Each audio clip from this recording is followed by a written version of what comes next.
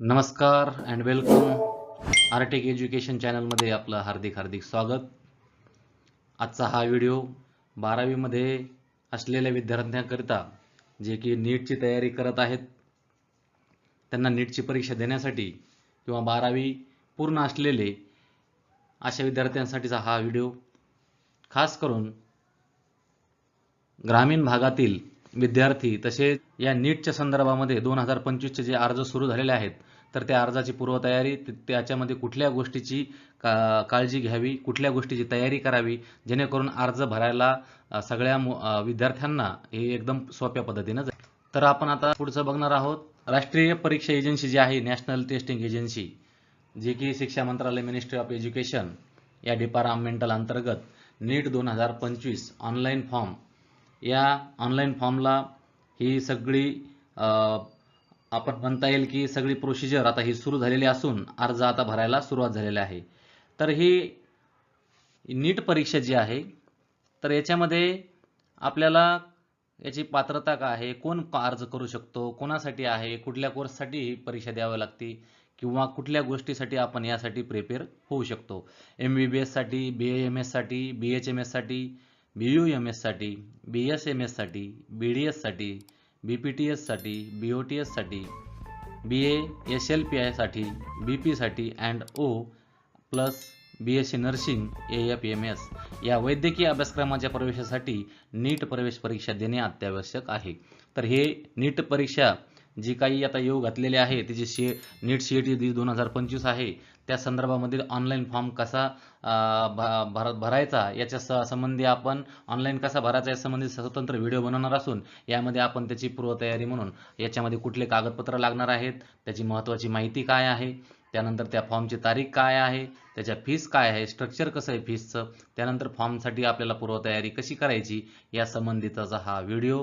तर या व्हिडिओला स्किप न करता एक एक गोष्ट शिकून घ्यावी। तसेच जे ऑनलाईन फॉर्म भरत असतील त्यांनी काही गोष्टी शिकून घ्याव्या जेणेकरून त्यांना ऑनलाईन फॉर्म भरण्यासाठी सोपं जाईल।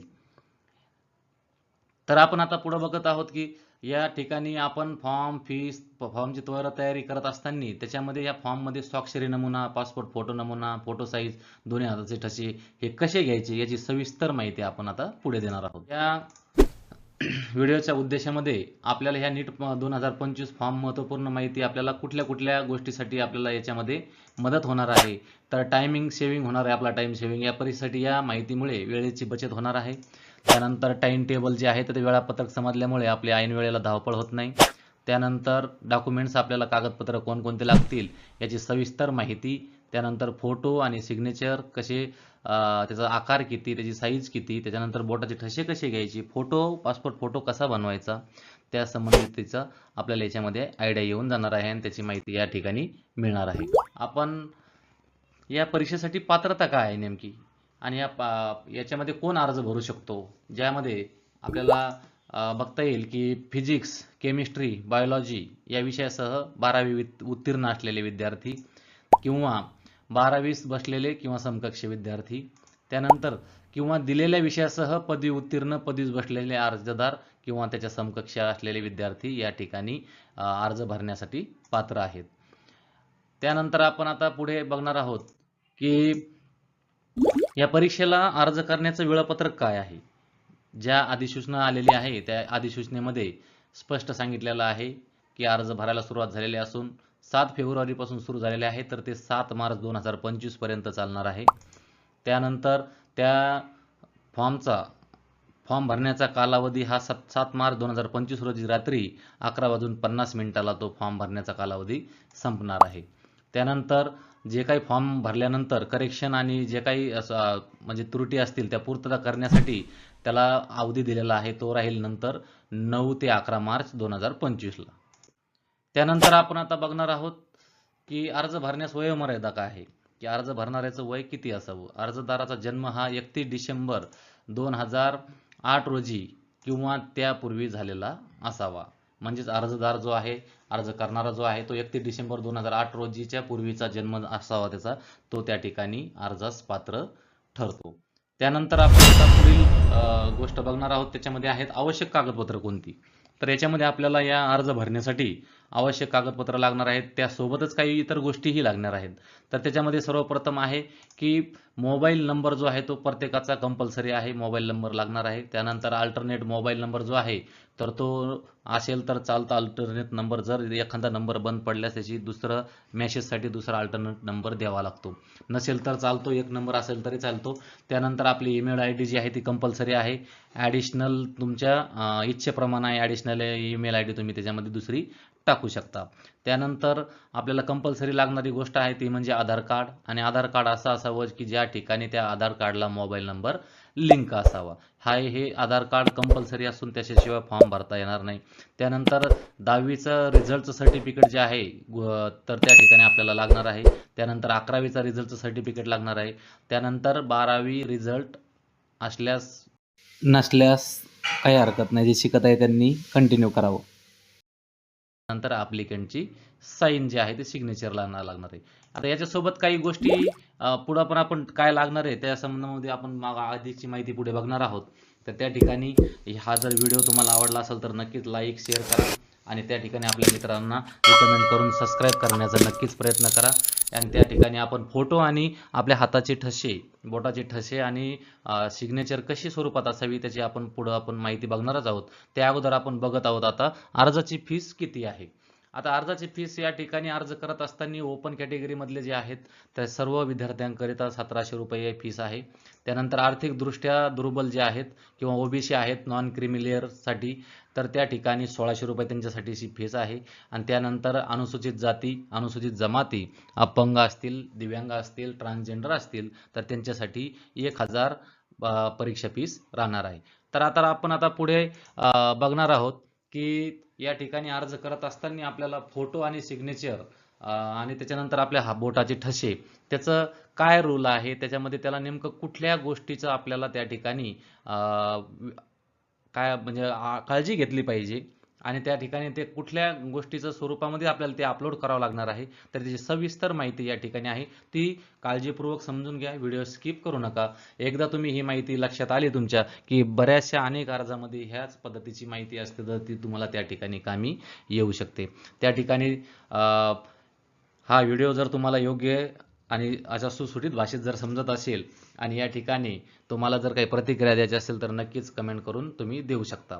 या ठिकाणी आता आपण बघणार आहोत की फोटो जे आहे, सिग्नेचर जे आहे, थंब जे आहे तर त्या ठिकाणी त्याच्याविषयी काय नोट आहे. तर आपण याच्या ठिकाणी आता ही पहिली नोट बघूया की same passport size are the able to be used for uploading with online application application form and for pasting on attendance sheet at the examination center. Counseling, admission, candidates are reminded to keep 6 to 8 passport size and 4 to 6 postcard size 4 inch into 6 inch color photographs with white background. बघा या ठिकाणी photo जो आहे तर या ठिकाणी तुम्हाला मी दिलेला हा बॅकग्राऊंड आता नॉमिनल दिलेला आहे, परंतु त्या ठिकाणी तुम्हाला फोटोचं बॅकग्राऊंड हे व्हाईट ठेवायचं आहे. त्या ठिकाणी कुठल्याही बॅकग्राऊंडमध्ये कलरफुल नसणार आहे. हे माहितीस्तव हे फक्त एक फोटोचं याच्यासाठी दिला होता, मी फोटो टाकला होता की याच्यामध्ये तुमचं फोटो, तुमचं नाव आणि तुमची जन्मतारीख त्या ठिकाणी आपल्याला मेन्शन करायचं आहे. आणि फोटो हे असा अपलोड करायचा आहे आपल्याला की ज्या ठिकाणी 80% आपला चेहरा दिसला पाहिजे, त्याच्या व्यतिरिक्त जास्त काही अपेक्षा नाहीये. त्या ठिकाणी आपण आता इथं एक नोट दिलेली बघा त्यांनी की ज्या वेळेस तुम्ही फॉर्म अपलोड करणार आहात तर त्या ठिकाणी तुम्ही परीक्षेच्या अटेंडन्सला जेव्हा असाल एक्झामिनेशन सेंटरला किंवा काउन्सिलिंग जर असेल तुमचं त्या ठिकाणी, त्याच्यानंतर ॲडमिशन घेते वेळेस तर कॅन्डिडेटनं काय करायचं आहे की लक्षात ठेवायचं आहे की 6 ते 8 पासपोर्ट साईज फोटो आपल्याजवळ ठेवायचे आहे. त्यानंतर 4 ते 6 पोस्ट कार्ड साईज फोटो म्हणजेच 4x6चे आपल्याला फोटोग्राफ आपल्या सोबत ठेवायचे आहे जे की व्हाईट बॅकग्राऊंडनं असतील. तर ही नोट सगळ्यांनी लक्षात ठेवावी. त्यानंतर आपण आता बघणार आहोत की candidate signature to be uploaded in JPG format. आता कॅन्डिडेटची जी सिग्नेचर आहे तर ती आपल्याला JPG फॉर्मॅटमध्ये बनवून द्यायची आहे. त्याच्यानंतर त्याच्यासाठी स्पेशल साईज पण दिलेली आहे. त्यानंतर the candidate should put his full signature in running handwriting not in the capital letter on white paper with a black ink pen and on white paper with a black ink pen and scan for uploading.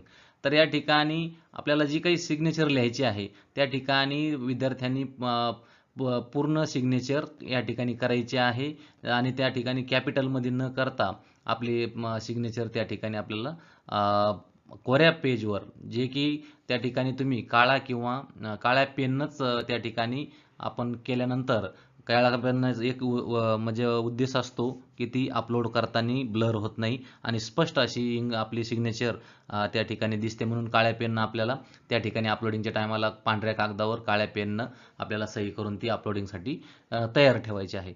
File size must be between 4 KB to 13 KB.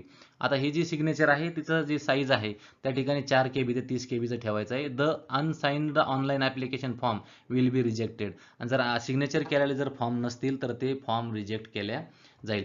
मित्र, या ठिकाणी एक आवर्जून सांगायची गोष्ट सांगतो की या ठिकाणी फॉर्मची रिसाईज पद्धत, त्यानंतर ऑनलाईन जे कामं करत असतील त्यांच्यासाठीची सूचना की त्या ठिकाणी त्याची फाईलची साईज रिसाईज कशी करायची, फोटो त्या ठिकाणी कसा त्याच साईजमध्ये क्रॉप करायचा, त्याच साईजमध्ये बनवायचा, याच्या संबंधीचा एक स्वतंत्र व्हिडिओ आपल्यासाठी येणार आहे.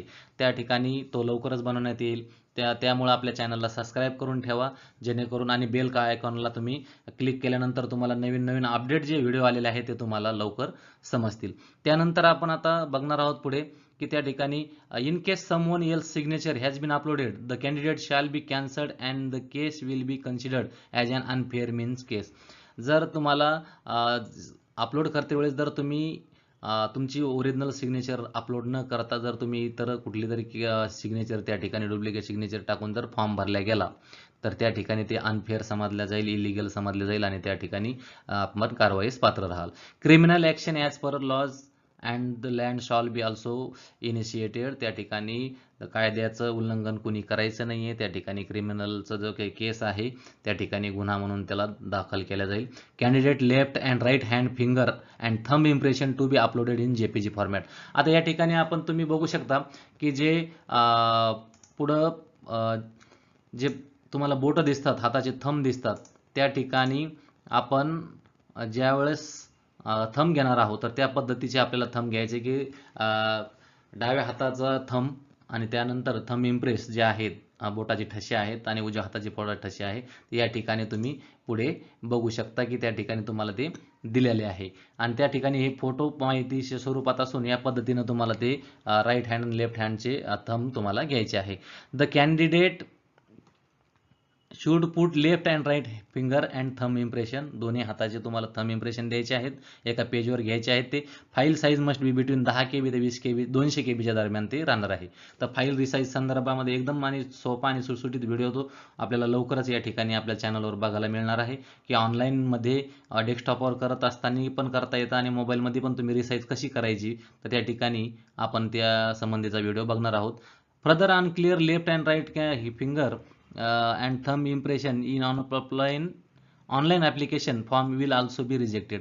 जर ते अनक्लिअर जर असतील तुमचे थंब इम्प्रेशन तर त्या ठिकाणी तो फॉर्म तुमचा रिजेक्ट करण्यात येईल. त्या ठिकाणीचं ते हे काळजीपूर्वक ह्या फोटो, सिग्नेचर आणि थंबचं इम्प्रेशन जे आहे ते तुम्हाला करायचं आहे. त्यानंतर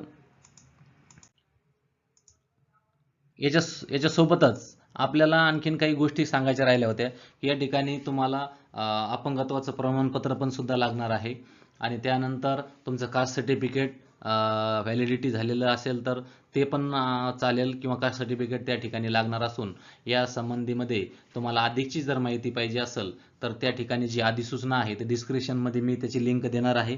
त्या ठिकाणी तुम्ही डिस्क्रिप्शनमध्ये तुम्ही बघू शकता आणि त्या ठिकाणी ऑफिशियल जी वेबसाईट आहे त्याच्यावरून पण डाउनलोड करू शकता की अधिसूचना जी आलेल्या आहे त्यांचा जो काही फॉर्मॅट आलेला आहे त्याच्यामध्ये सविस्तर अशी माहिती दिलेली आहे. तर विद्यार्थी मित्र की ही जी माहिती तुम्हाला दिलेली आहे या व्हिडिओच्या माध्यमातून ही प्राथमिक स्वरूपाची माहिती आहे आणि ही अर्जासाठी वेळ वाचावा हा हेतू असून अधिक माहितीसाठी अधिसूचना आपण वाचून घ्यावी.